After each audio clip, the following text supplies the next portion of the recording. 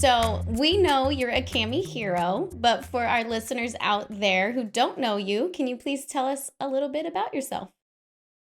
Of course. Well, I started my career as a sixth grade and eighth grade English teacher, became a high school English teacher, middle school librarian, high school librarian, and then district level instructional technology supervisor. So now I am the founder CEO of Educator Alexander Consulting and the deputy director for a nonprofit in the state of Louisiana called the Associated Professional Educators of Louisiana. So that is my 20 years in education so far, and I love it. So far, that made me exhausted just thinking about all the things you've done. That's how you amazing. fit all that in, girl? How you fit all that in? And I mean, to only be 28, right, and to have done all of that stuff is amazing. At the ripe age of 8 years old, Right, yeah. right. Wow, just brilliant.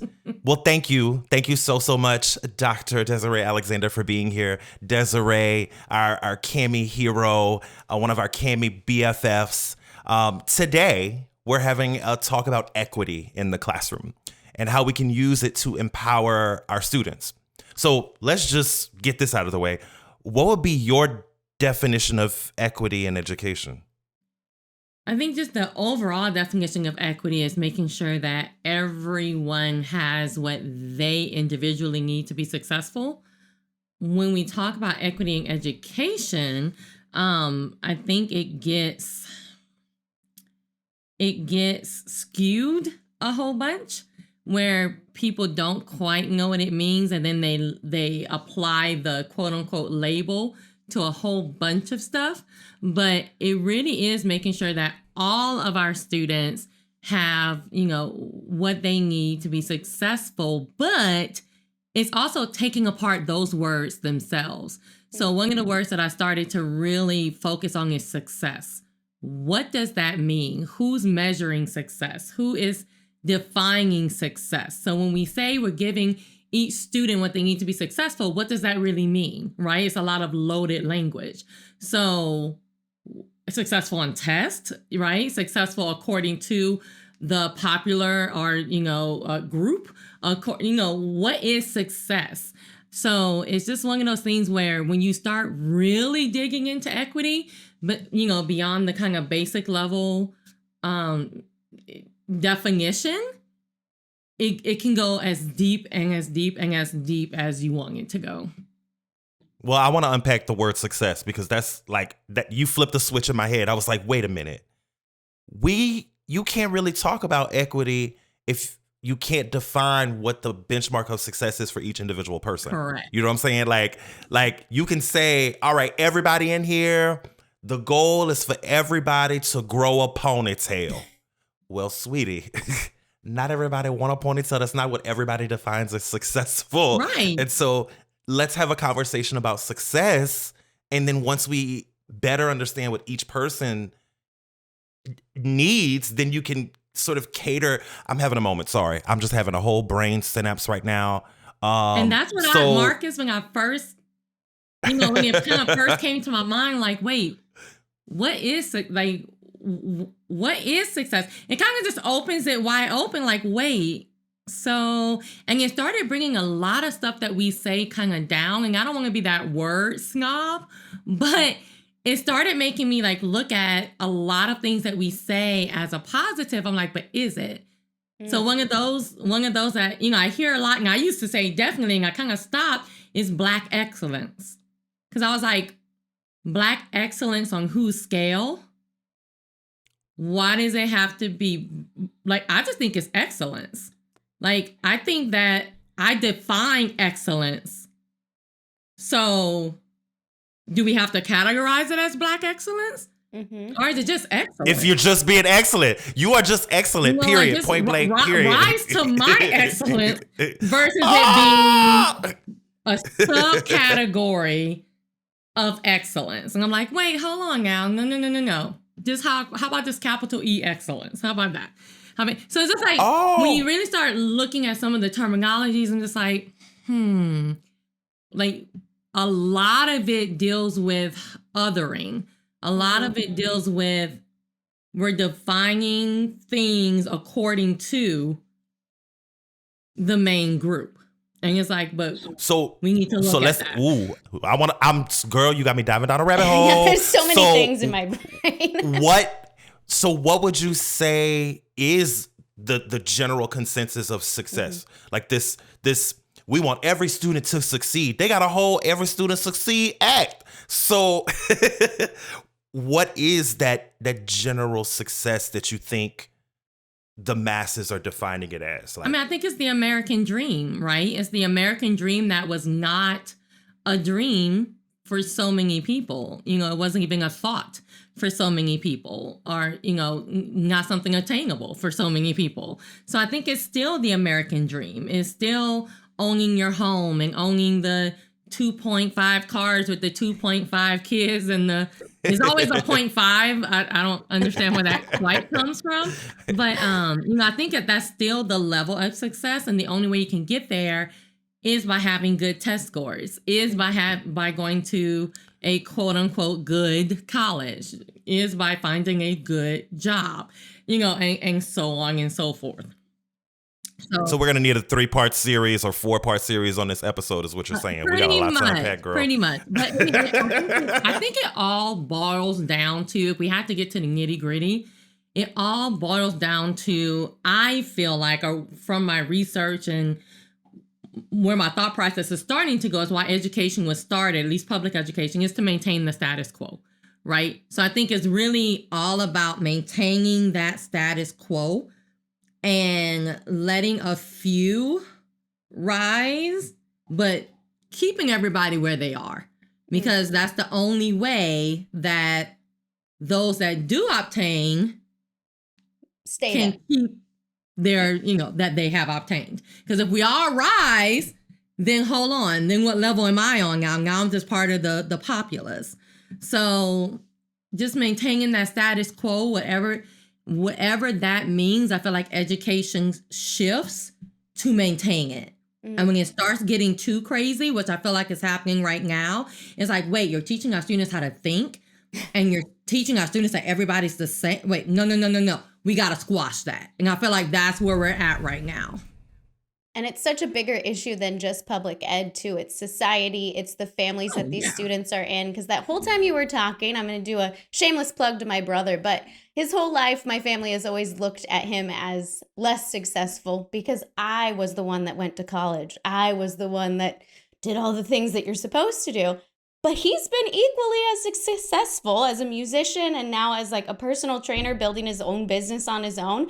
But because that's not the norm, our family treated him a completely different way. So thinking of these students, they have what they're learning in school, and then also those societal family pressures as well. And I love your idea of success, because the students might not even know what success to them looks like. So having that conversation with the students to figure out for them, what would success be for you, and what do you need to do to accomplish that? I loved everything you said. It depends on my life, right? Yes, it depends on my life. It depends on where I am right now. It depends on, sometimes success is getting out of the neighborhood. Sometimes success is staying in the neighborhood and making it better. Sometimes, you know, and it's one of those things where I had to start watching my own language. And I'm sorry, I get really passionate, but I had to start watching my own language, because I started saying stuff like, we have to teach our students how to rise above.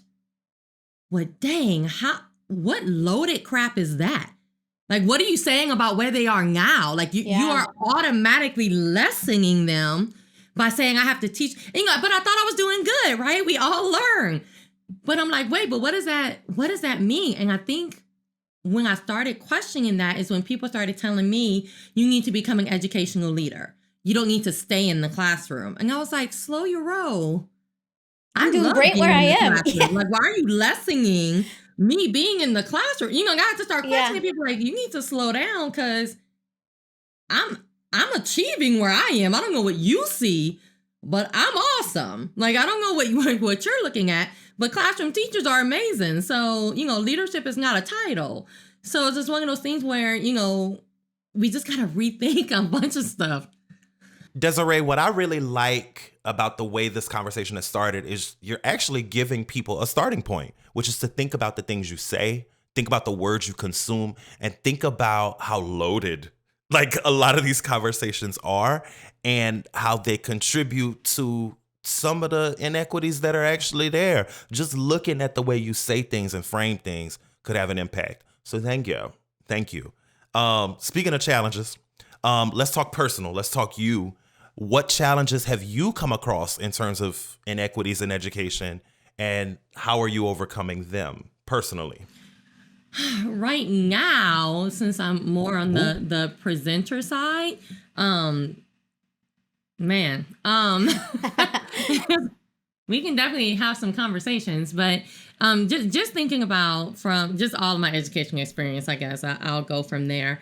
Being a Black female, you definitely get pigeonholed into certain things, and you definitely get stereotyped. So, anytime at faculty meetings or, in conversations, if you raise a concern, if you raise a question, you have to make sure that you are tempering yourself so you don't, quote unquote, come off as the angry Black woman, because unfortunately, we feel the burden of representing our entire race, and then sometimes representing our entire gender, whether that, it's not true, it's not good, but we know that that is what happens. So, you find yourself tempering and maybe not fighting for the things that you want to fight for. And when I kind of took that mentality, I feel like I've grown every year, but I took that mentality into my presenting.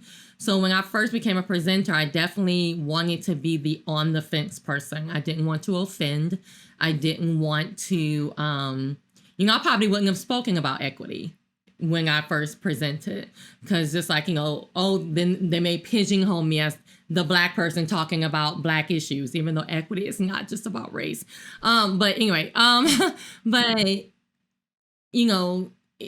I grew and realized one of the biggest things I realized, and I think is from a comment, and I'm not going to go into that story, but a comment that I received from someone in one of my audiences, is that if they don't like me because I'm a Black female, they're also not going to like me as a Black female who's being honest and truthful.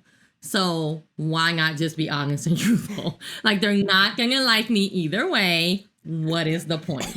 And that's one of the things that got me to really kind of let my guard down a little bit and just start being truthful and honest. Like, if you don't like what I have to say, you can absolutely go somewhere else. I feel like I want that tattooed on my chest. You don't like it.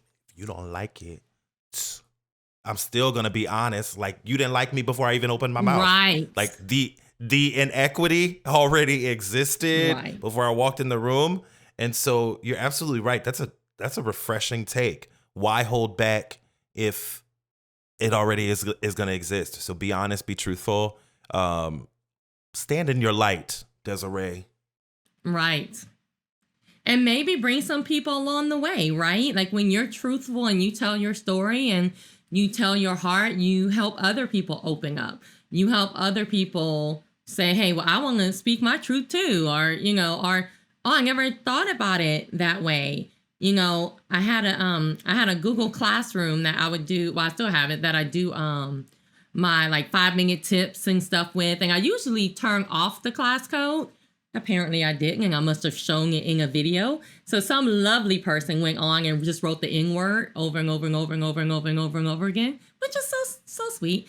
And then, I kind of went back and forth, like, should I show this to people? Like, should I tell them that this happened? And first I was like, no, but then I went ahead and did it, and I put it on Twitter, and I was like, yeah, this is the kind of stuff, that unfortunately you have to deal with.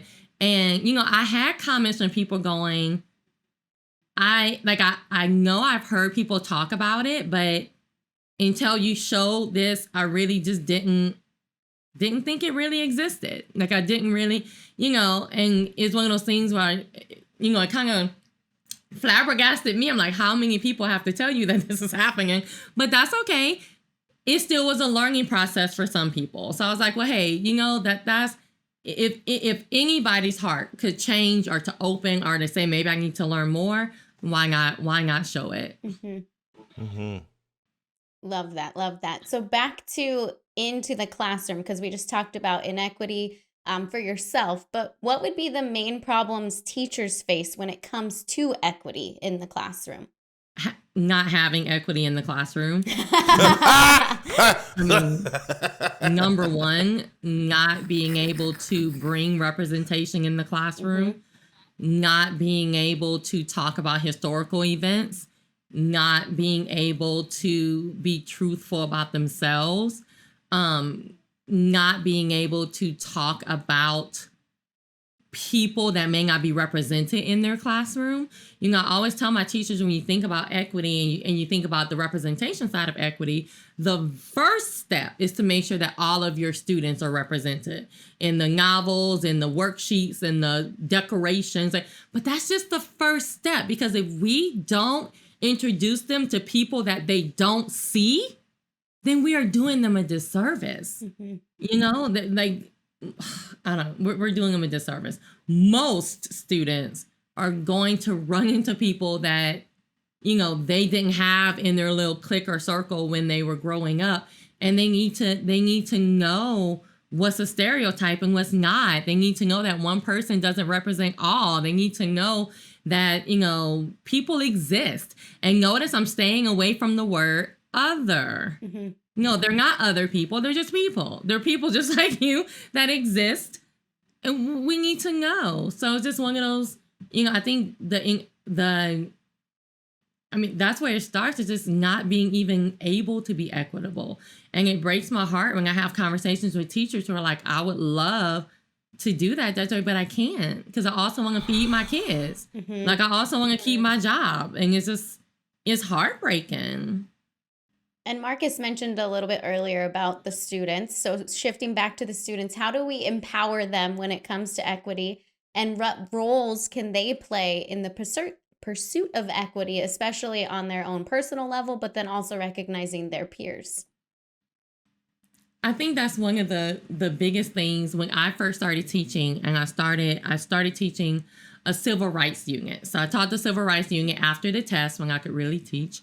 So I taught, you know, about hate crimes and hate symbols. We taught about the Holocaust. We taught about the civil rights movement. We taught about, you know, all these things. And one of the things I realized, I think it was after my first year teaching it, is it just left my students depressed.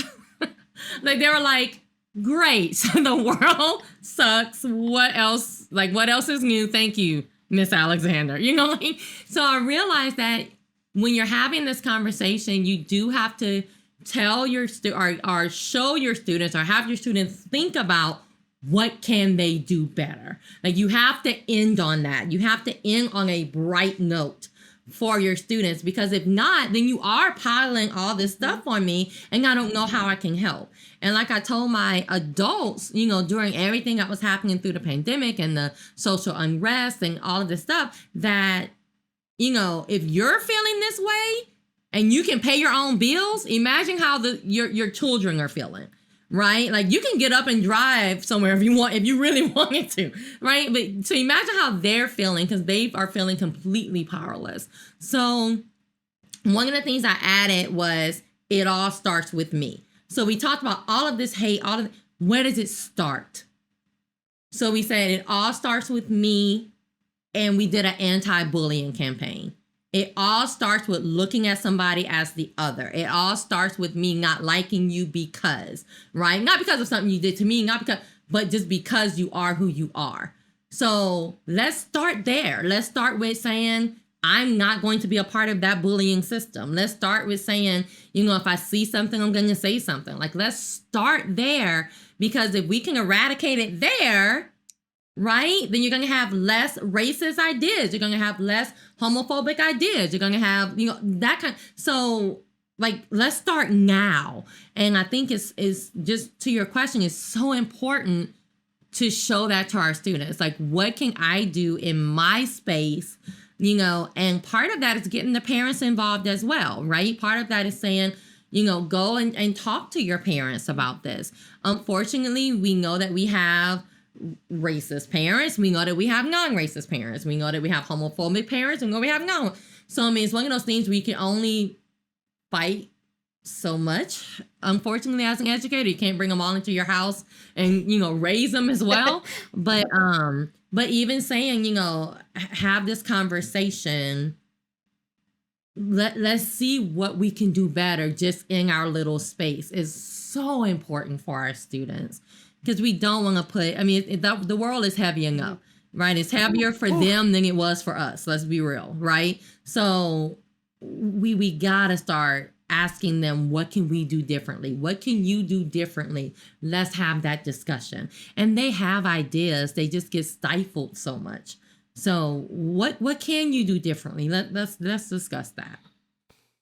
And bringing it into real life situations too, like in the now, because I remember being in school and I'm like, yeah, that happened years ago. Like, what do I care? Like, I did care, but like at the same time, you're not thinking like, oh, this could happen right now.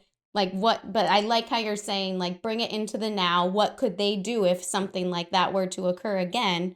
And then that helps connect them more to it, not just it's some social studies unit that they have to pass for the test to be successful.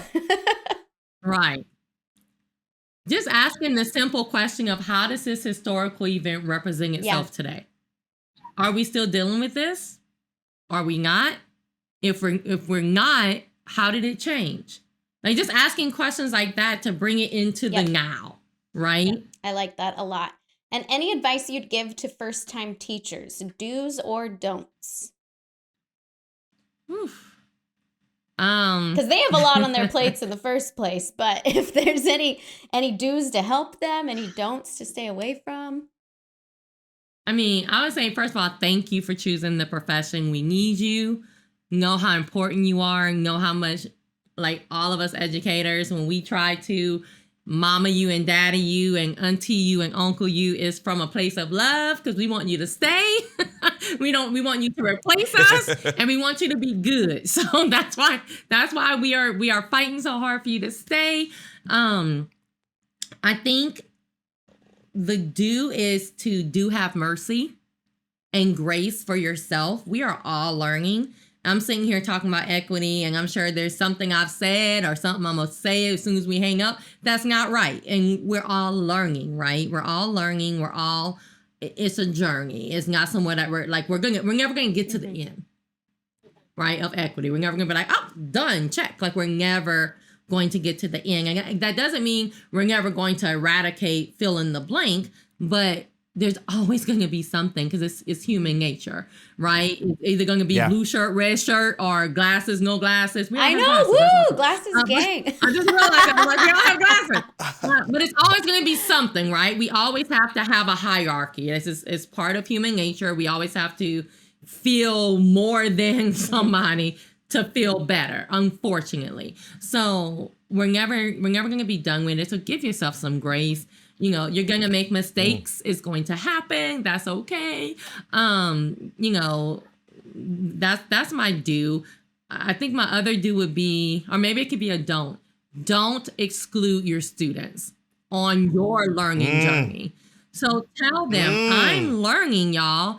I say something, let me know. Like, let me know if you're like, nah, that wasn't cool what you just said. Like, let me know, because I'm learning, I'm open. Because not everybody's saying that, especially to my first year teachers. You think everybody is doing what you do, and they're not. Okay, they're not. So be open. Tell your students that you're open. Tell them that you're open to the conversation. What I used to teach my students is, you can call me out on anything, but there's a time and a place. Like, that's what I used to tell them. Like, calling me out in the middle of my lesson is not going to be good for you. Like, that's just not going to be good for you. I'm just telling you now. You better not do it when I'm getting observed either. You better not do it. Right. Especially when the administrator's in the back. That's not a good look for you. I promise you. I'm going to be okay. Okay?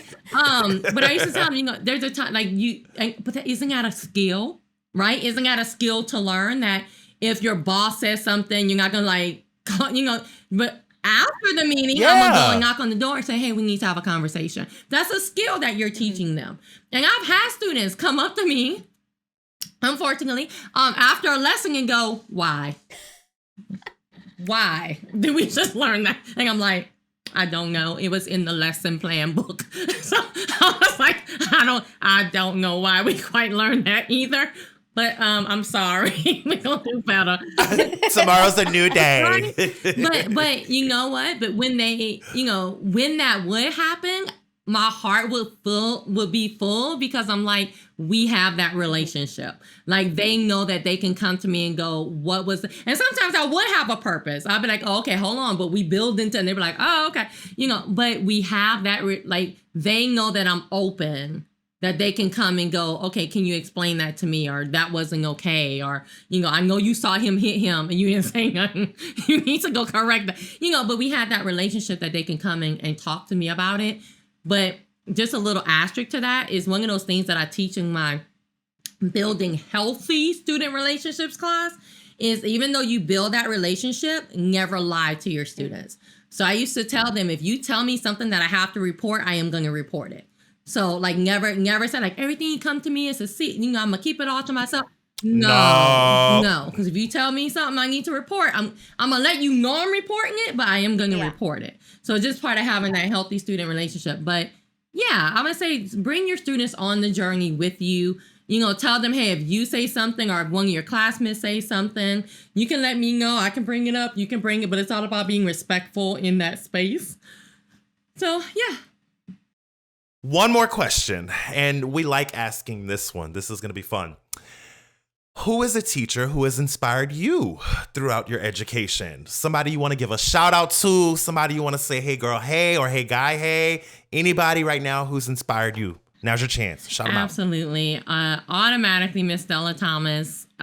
She taught me in 6th grade and then, or was it 8th grade? I don't know. It was one of them grades. But it was middle school. And she was just one of those life-changing teachers for me that I can actually go talk to about life and about work. And she was an ELA teacher, and I love ELA. And she was just a good instructional teacher, a good disciplinarian. Just love her. And she also did stuff in the community. So she was just, you knew that she actually lived down the street from where I lived. And just a phenomenal person, a phenomenal educator. So absolutely. And unfortunately, I talked about her on some podcast or something a couple of years ago and went to reach out and found out that she had passed away. So that wasn't a good, I missed it. So that always makes me a little bit more emotional, but yeah, so Miss Stella Thomas is awesome. Shout out. She is. She listening regardless, nonetheless. I Shout love out. that question. It gives me chills because I saw your face light up when he asked that question. And you could walk up to anyone on any street, anywhere, and say, name a teacher who inspired you. And they would have that person right from the get-go. So back to those first-year teachers that you were like, stay, we need you. This is why. Years later, you're thinking of this one teacher who impacted your life. It's just amazing. Oh, I have chills. And once you're a teacher, I always say, if you've taught for one day, you are their teacher. Like, that's it. You have made an impact, whether positive or negative, hopefully positive. But even if you've taught for one day, you are on the roster of teachers. So, and you may never hear from them that you've made an impact on their life, but you have. I love that. What a conversation. Like, I honestly feel like I wanted this episode to go on for at least another hour. Some of the conversations had conversations in them. But I think my biggest takeaway was thinking about the words we use. Semantics. Like, thinking about your words and the impact of those words and the impact on equity is just profound for me. So big thank you to my good friend Desiree, Dr. Alexander. Chelsea, any big takeaways for you today? Yes, my biggest takeaway was that word success. Who's defining it? Why is it being defined that way? And how can we look at each individual and what success means to them, because it's probably not the same as the person they're next to. So thank you for bringing that up today. Well, thank y'all so much for having me. Just the discussion on equity is always, wanted and always needed. And no one has all of the answers, but thank you so, so much for just opening and having the conversation.